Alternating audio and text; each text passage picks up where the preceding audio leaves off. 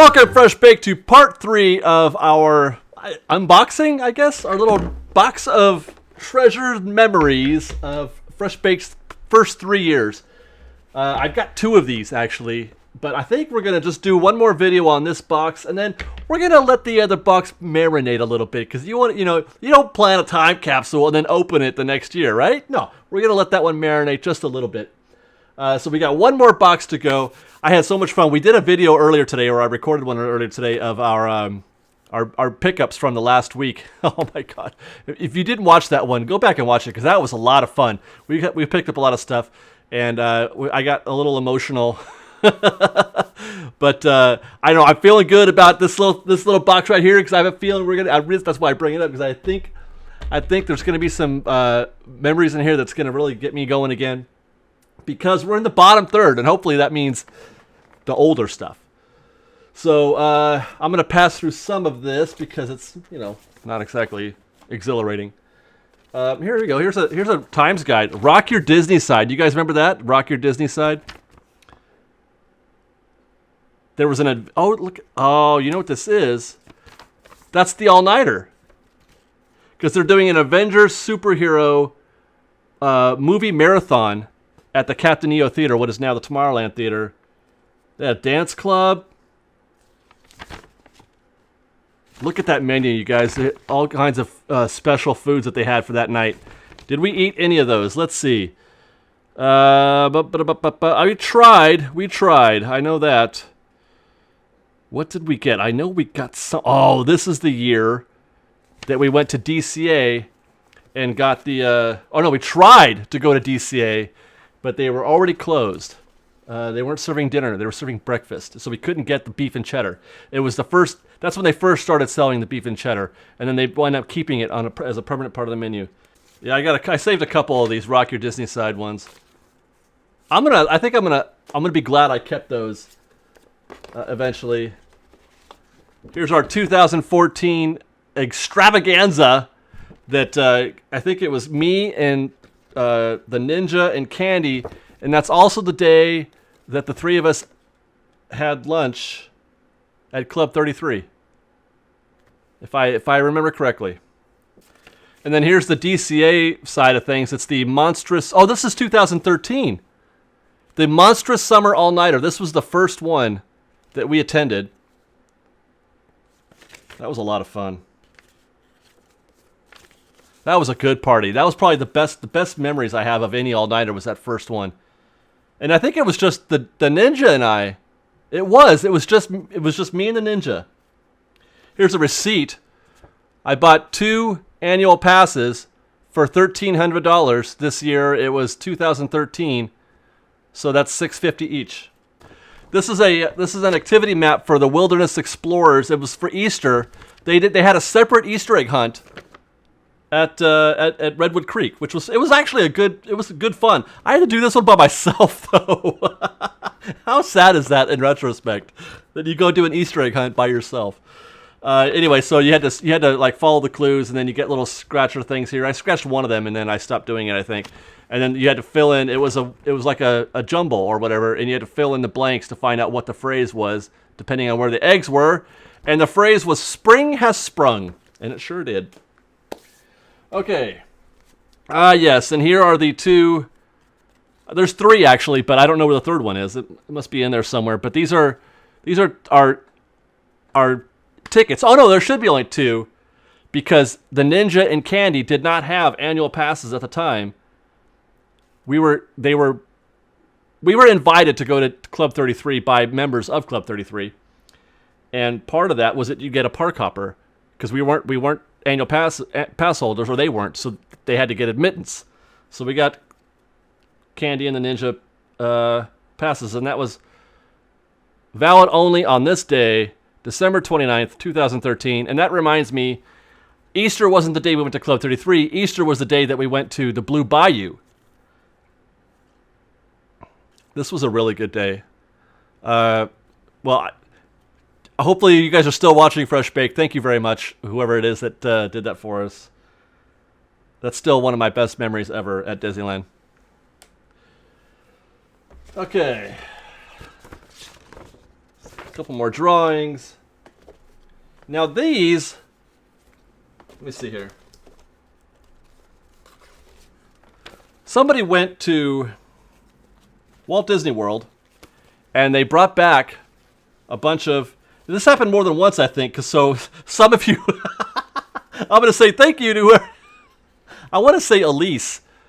Elise from Australia was one of them. Is that right? Well, if it's not, Elise, I know you gave us some other stuff, so I'm thankful for that too. So if I have that wrong, and I can't remember who it was that also, anyway, we've got, I almost dropped it.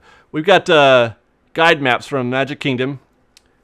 And what's cool about this is that we get to look at the map. I find this cool anyway.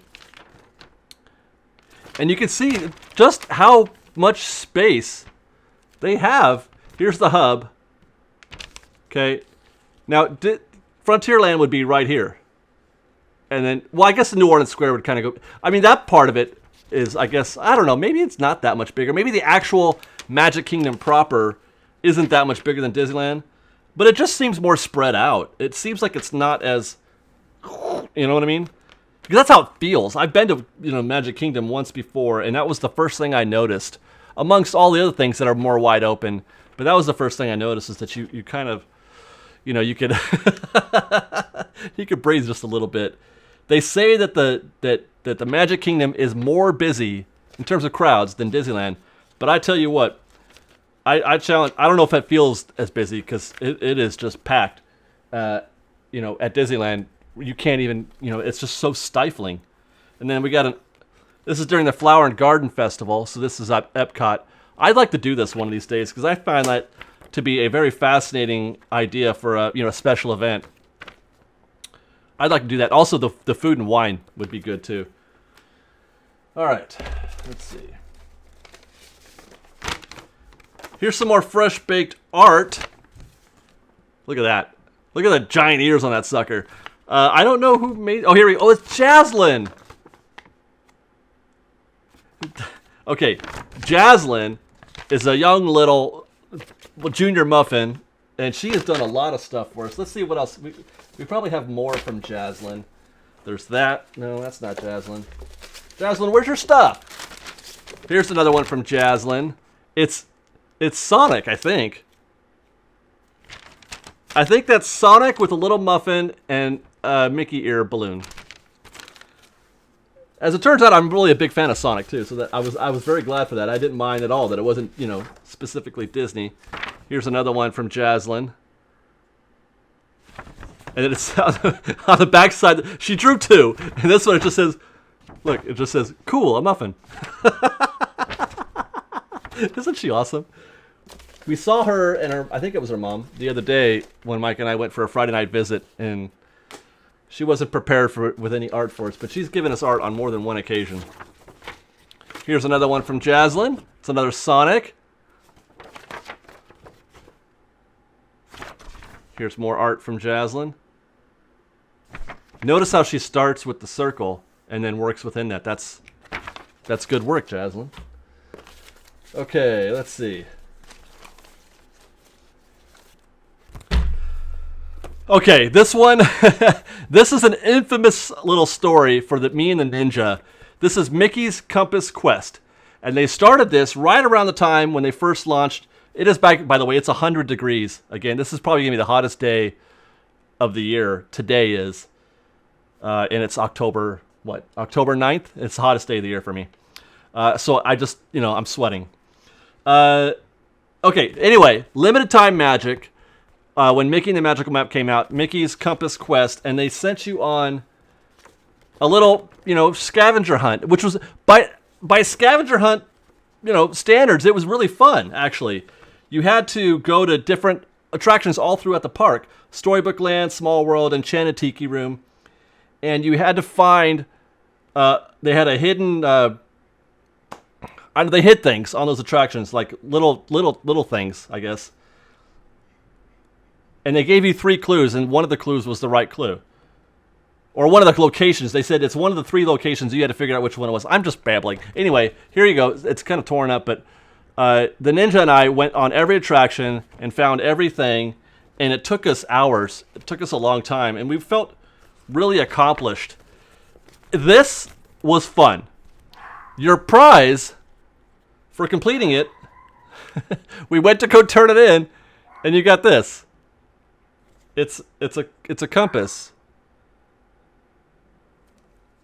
When we got that, there's video of this also. I can't remember. I would link it, but I can't remember what day it was.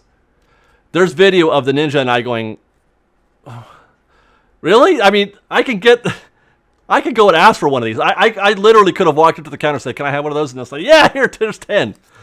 So, I mean, I don't want to... The joke isn't so much that we felt gypped. It was just because it was a free thing, so you didn't have to pay for it. I don't know. They gave you such a fun thing to do, and at the end, you get... Don't give me anything at all. Just give me something fun to do, I guess, is the thing. And the ninja, though, he was just really... he was really bent out of shape about that. All right.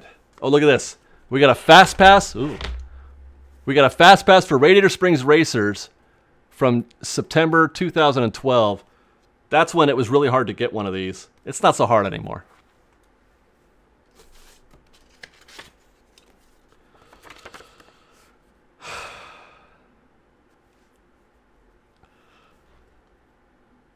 Okay. I'm holding this back for a second. We get asked a lot, how did you come up with the name Fresh Baked Disney? And short story, my ex-wife, who was a girlfriend at the time, she lived right, like, just within walking distance of Disneyland. And whenever I would go to visit her at her house, I would drive by. It's a Coco's now, actually, but it was a mom and pop bakery, like Coco's type restaurant. And on the marquee, it said, fresh pies, baked fresh daily. Actually, it was Dakem Fresh Bailey, I think. Anyway, I thought it was cute, but I like the phrase bake fresh daily. I thought that was fun. And so I wanted to, I added that on to Disney, Fresh Baked Disney, and it sounded cool. It sounded interesting. But anyway, I had come up with 20, 25 different names, and I wrote them all down on index cards, and I gave them to Candy and to Sarah to have them sort of pick and choose. And this was the winner. Fresh Baked Disney. I'm getting all wow. This was written on this card before there was such a thing. This was just one of many ideas. I didn't keep the others. I wish I'd kept the others because there were some interesting... I had some Japanese game show inspired, like Super Happy Fun Disney Time or something like that. That kind of thing. It was some just crazy random stuff. I wanted it to be random. I didn't want it to sound like something like... I didn't like the Disneyland Report name anyway, which is one of the reasons why we switched channels. But I wanted it to be sort of non sequitur, so there you go. There's Fresh Baked Disney, the actual index card on which we initially wrote, proposed name. And on the back, those numbers 4611, if I recall, that was like a vote or something. It got a lot of votes. Okay. Here's something that Kitty made for us at the Animation Academy.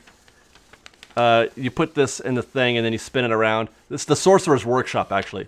So Kitty made that for us. That was a lot of fun. I remember that. That was a good time. We always have good times, don't we? Okay. Oh, is this another one? We got two? Oh my goodness. Look at this. Fresh Baked Disney. Did she sign it? Oh no, it just says Fresh Baked Disney right there also. So of course we can. Oh, look, did you see the hidden Mickey? Beep boop. Yay. All right. Guys, this is my very first ever annual, well, not first ever, under the current sort of regime of annual passes, because I had bought them twice before. Once when the boy was first born, and then years before that with my first ex-wife. How sad is that? Okay, so that's the old design. And this one expired in 2011, and I cannot remember how much I paid for this. but it was 350, $400 maybe. Wow. Oh, look at this. Okay, this is one of the very first like serious meets we ever had at the park was with Mr. Rub Me. That was his handle. That's his YouTube handle. I haven't heard from you yet. Where have you been, Ruben? Anyway, he gave us this. It's a gift card for what do they call it? Chipotle. He works there, I guess. I think he's a manager or a district manager or something like that. He's not Tom Greb, the bean genius, but he gave us this. He came prepared. I love it. This is like one of the first things we got on site, like somebody bringing something for us to the park to give if they ran into us. And we ran into him on a rainy day. Him and his wife on a rainy day. I want to say it was when Finding Nemo was closed. That's when it was. And then we met him the next day, and they got to meet Sarah also. And then this is a button that we got from Big Al. He's an Instagrammer. If you meet Big Al, he gives you this button. I think I got two of those. Two of them from here. Oh, here we go. Yeah, here's the other one. I met Big Al, or I found Big Al. We met him, actually. It was our very last attraction on the all-nighter, the 2014 all-nighter.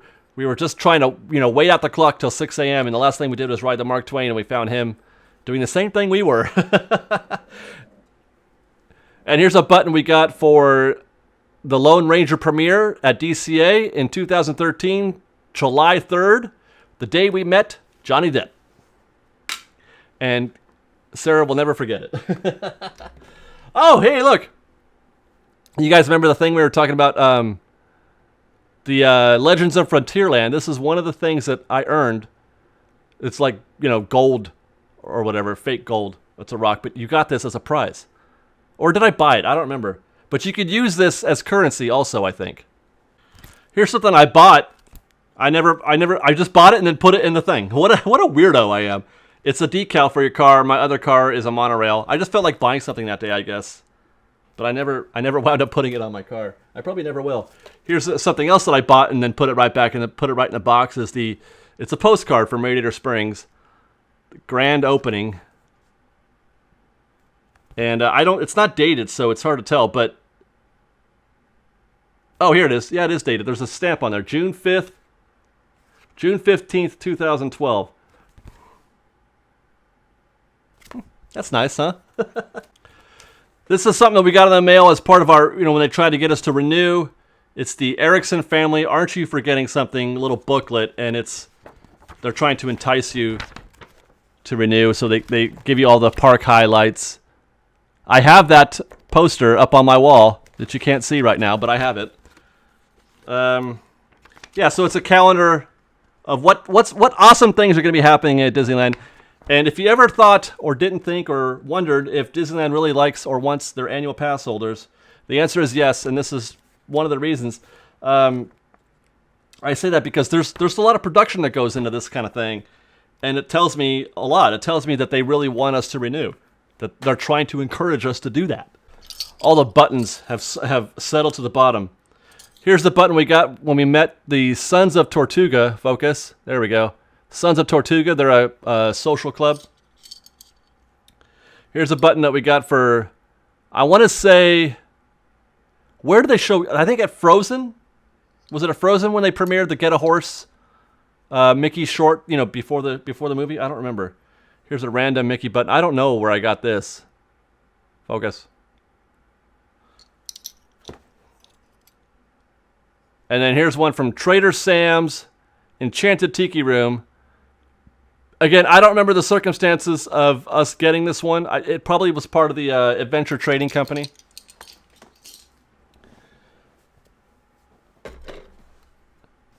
And here's our button commemorating our 2000. That's got to be 13, right? 2013 monstrous summer all-nighter.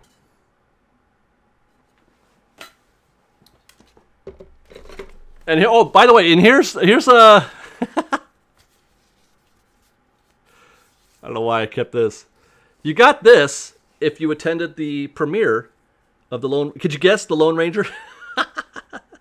And we have a picture. Somebody put theirs. Everybody got one of these, and somebody put theirs on the Walt statue, the storyteller statue with Mickey, you know, at Carthay Circle. And I guess that's it. We got one more thing, which is kind of fun.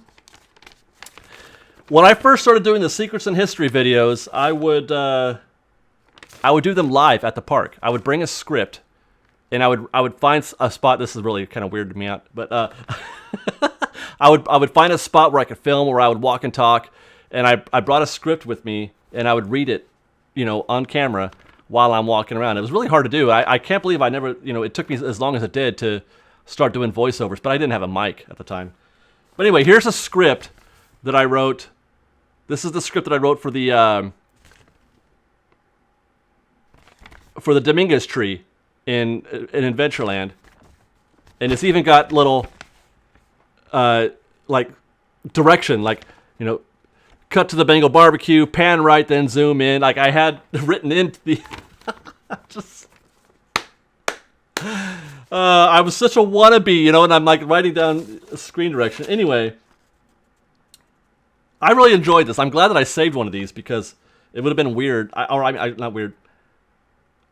I don't know why I didn't think of saving. I mean, I have the WordPress. I mean, I have the Word docs on file still, I'm sure somewhere. But having this, I read from this, and I read it. I know exactly what I was standing behind. I'm filming the Adventureland from the bridge going over Pirates of the Caribbean, past the tree, past Tarzan's treehouse. And I'm filming there because that was the one spot I was recording. Isn't that weird? I was doing voiceover from that spot and then looping it over, you know, me walking around the park. But that was the one spot where I felt like I could talk and stand still and not like be in anybody's way. And also where they wouldn't stop and, you know, like eavesdrop or get nosy or, you know, look at me funny for doing, because I get looked at funny all the time, you guys. Like, you don't know. Because especially when I'm at the park alone, I've got the camera up, but people just start hearing me talk to myself when I'm walking around the park. They don't know that I'm talking to, you know, 33,000 people. So yeah, that's it, Fresh Baked. That's the end of bin 1. Just a couple dregs left in there, but nothing big. Just celebrating buttons, birthday buttons, things like that. I hope you enjoyed, and I'm gonna take off this thing because it's weirding me out a little bit. Oh no, it's on there forever. I'm gonna be a Lone Ranger for the rest of my life. Okay, freedom. Yeah, so that's it, Fresh Baked. Hope you enjoyed this series, this little 3-parter, and we're gonna do another one for the other bin. But like I said, I'm gonna wait a while, I think, before I do that one because like I want it to marinate, simmer a little bit, so we can get some aging on that. It's like a good cheese. You don't just make the cheese and then you eat the cheese. You gotta put the cheese over here for a little while, let it age a little bit. All right, so thanks for watching, guys. Comment below on anything you want to talk about, and until next time, Fresh Baked. Bye, guys. Fresh Baked and stuff. Fresh Baked and stuff. Woo, woo, 3 years party. I'm going to Disneyland right now, by the way. How do you like that? Woo! We've got lots more videos for you to see, so grab a churro and check out our Secrets in History videos, or maybe our ride-throughs, or you can just watch all of our weekly trip reports and have your mind blown by how much fun we're having. It truly is the best of Disney Baked Fresh Daily. Oh, and don't forget, you can support Fresh Baked through our Patreon campaign, link below. Thanks again for watching, everybody. Fresh Baked!